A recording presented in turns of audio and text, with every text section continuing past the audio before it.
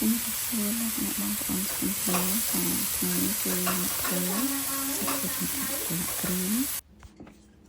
មុនដំបូងគឺមកហាន់សាច់សិនហើយខ្ញុំប្រើសាច់សុទ្ធទេសាច់ប្រភេទនេះគឺវាផុយល្អខ្ញុំអត់ប្រើសាច់លីខ្លាញ់ទេព្រោះអីខ្លាចខ្លាញ់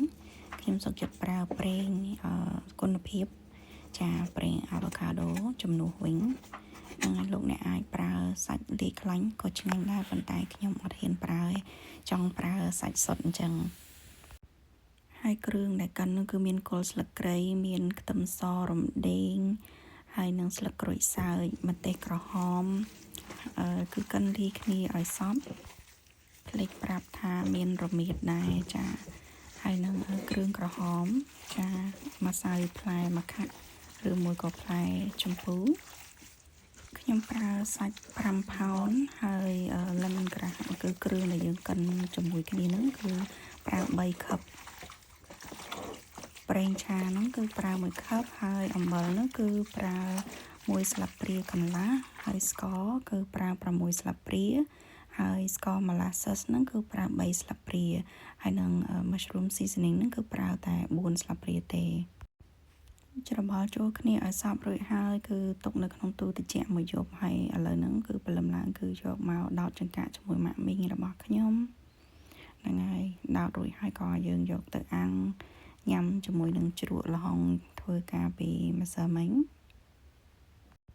ហើយជ្រក់ល្ហុងហ្នឹងគឺខ្ញុំមានដាក់លាយគល់ស្លឹកគ្រៃហាន់នៅក្នុងនឹងដែរ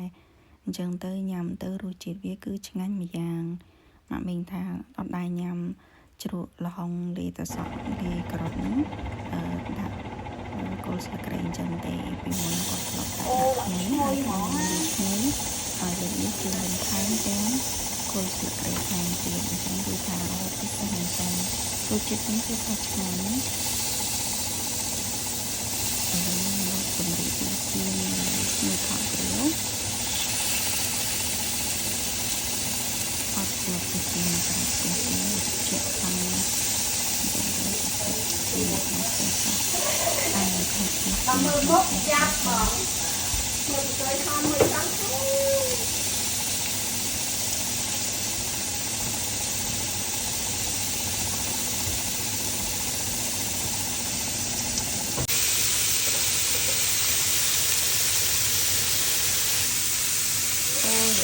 ឈ្ងុយនេះឈ្ងុយមែនតើ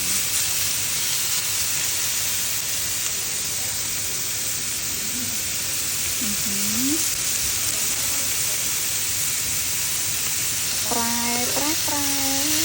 ឡើងឈ្ងុយហ្មងណាចាឈ្ងុយខ្លាំង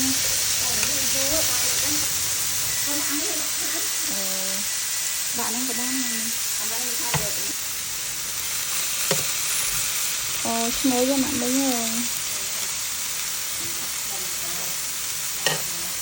ឡើងឈ្ងុយមែនតើហ្មង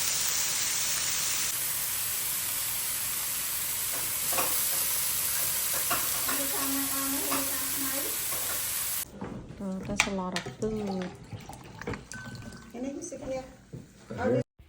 សាច់គោបានអាំងឆ្អិនហើយយើងយកទៅទទួលទានជាមួយនឹងជ្រក់អរគុណដែលបានទស្សនាសូមព្រះអង្គប្រទានពរ Happy Thanksgiving